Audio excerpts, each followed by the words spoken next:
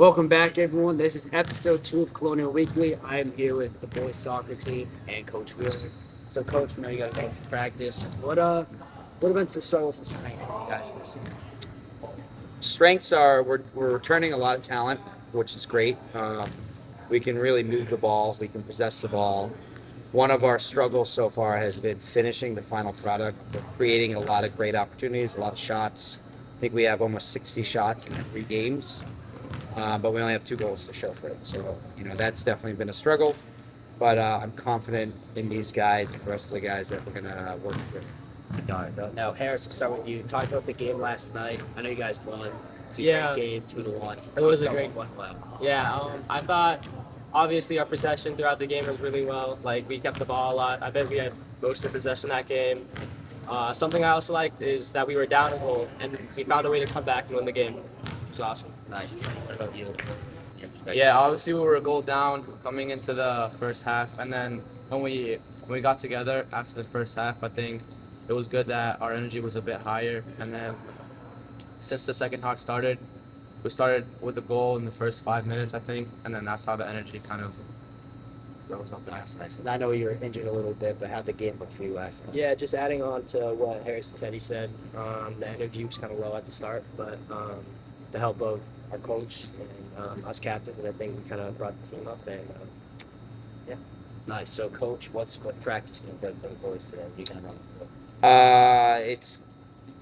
We're in a tough situation. We play again tomorrow, so we got to try to recover from yesterday. Highlight what we did well, what we need to work on, and then also prep for Algonquin tomorrow and what they do well. So, it's a unique position. It's tricky, but I'm confident that we'll clean some things up and emphasize what we did well, and we'll be ready for tomorrow. got it. So, what are you guys looking to? I'll start with you, Nate. Improve on later on as the season goes.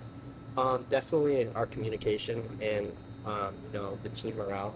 Yeah. Definitely getting some kids out of their comfort zones and just our overall ball movement.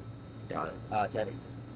Yeah, I think it starts at practice. I think everyone has to come to practice to compete, and I think coach will see who's ready to play and make that decision. Harris. Yeah, like what Nate said, getting some kids out of their comfort zones, putting them in positions where they're not really used to, but also just scoring some goals. Got it. Now, I know we're all seniors here, so what are you looking forward to in the future for college plans for playing soccer? Yeah, so I've been talking with a few schools, but nothing official yet, but it's looking good, I guess. Teddy. Yeah, I definitely want to play soccer in college. Yeah, nothing official yet like Harris, but yeah, it's definitely in my mind. Yeah, nothing official yet, Yeah. but got a few interests. Got it. So, Mr. Wheeler, great success last season. If you want to Yeah. speak a little bit on last season's game season that you guys had. Yeah, I mean, we're coming off of two, back-to-back league titles, which is great. The first one was the first in the program's history, so incredibly proud of where we've taken this program. It all starts with the players and how dedicated they are, and they buy into what we're trying to do. We had some really great moments last season, and I'm really happy that they got to experience that. And the standards, they know what the standard is and the expectation is for the program now. So we're gonna try to do it again this year. Got it. And if you could talk about all of your players here, how have they grown from when they first came into the program to now? Well, I mean, Harris was around the program when his older brother was here. I think he was in middle school. Yep. So, And they've been with us. They've either been up on varsity for 4 or 3 years, and they've grown immensely. They bought in from the start with what we're trying to do. They've hit the weight room. They put some muscle on over the years, which is great. And now they're in a new role where they're trying to be leaders, but also be those key guys on the field where they're setting the tone and the tempo for the game. Yeah. So I have all the confidence in the world that they're going to be able to do it. Though. Awesome. Then we'll wrap this up. Harris, what are the challenges and what comes from being a captain? What do you enjoy about it? I enjoy that when things go well, you kind of get the credit for the team, but also I guess some struggles are like when it's like a bad game or when things aren't going your way, you have to take that responsibility with the other captains, the other coaches, and the team, but it kind of falls on you. Got it. Teddy. Yeah, I know. Like we started season 0-2, like fingers get pointed at you. But I think it's I think a good part of being captain is you're able to getting the team together, make sure that everyone's just locked in. Yeah, I feel like one of the challenges is, taking accountability, even though when it's like not our fault, it's still, leaders of the team. And yeah. Got it. Well, thank you guys very much. Good luck Thank you. with the rest of the season. Good luck in practice today. And take a break and bring in our next guest.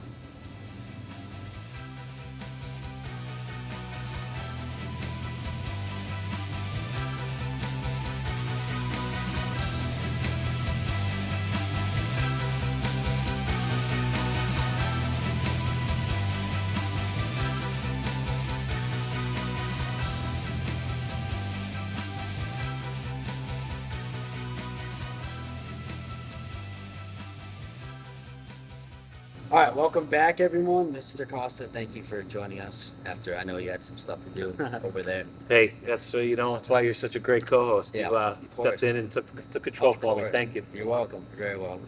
So right now we got Matt McDonough here with us, captain of the hockey team. Great guy to be around, just a great guy in general. So yeah, thanks for joining us, Matt. Yeah, thanks for having me. You're It's welcome. exciting. You're welcome. So, my question for you guys is how was your first experience in doing play-by-play football after 25 years of legends? I'm sure they all have their opinions. Yeah. But tell me, what was that experience like, and how did it go? That was extremely fun. That was something like I never really thought I'd be in that position to do because like those guys thought they're gonna be here forever. And then once we found out the opportunity, me, Matt, Drew, and Luke, we were like, oh, absolutely, we have to do this. And then once we were there, it just kind of came naturally for all of us, I would say. And I think we all did a great job. So, who helped you out? Who was it? Matt you and McDonough Matt, with yeah. us, and then Drew O'Connell and Luke Harrington, Nice. which are golf captain, and then Drew, one of our ambassadors, who was on the show last week. It's great.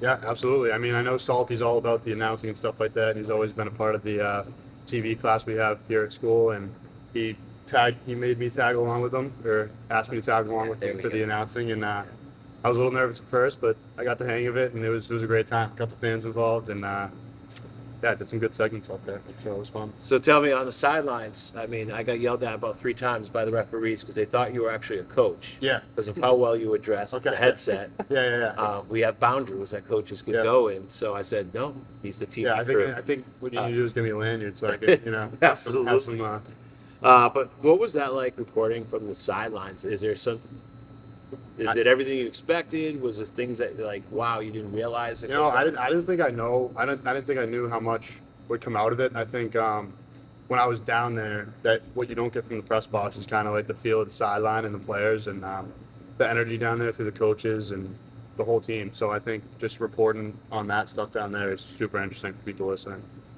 And I have to say, I think Coach Aloisi would agree. Still would like to see you out in a football uniform I don't know. at some point. Too this late. season. yeah. Sticking to the ice.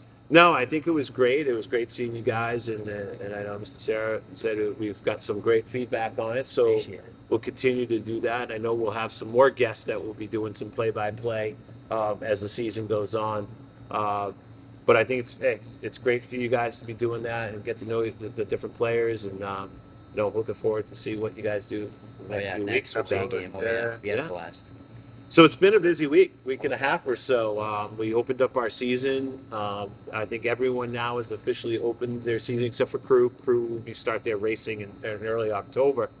But it was an interesting start. We had some teams that struggled, I think, at the beginning, losing their opening games, and then we had some that did well. I think our volleyball team started off 3-0 before, unfortunately, losing a close match yesterday to Acton Boxborough. But what have you guys seen out there? I know you guys have been attending games. What do you think so far? I've seen it a lot when I've been at every game, and the energy seems great this year. The energy from every team just seems great. Team morale seems great. The competitiveness, everyone's competing at the highest level possible, and it'll start coming around. The ones will start coming around, everyone will start clicking eventually. But I think what I've seen so far has just been great, especially from the volleyball team. They've looked really good.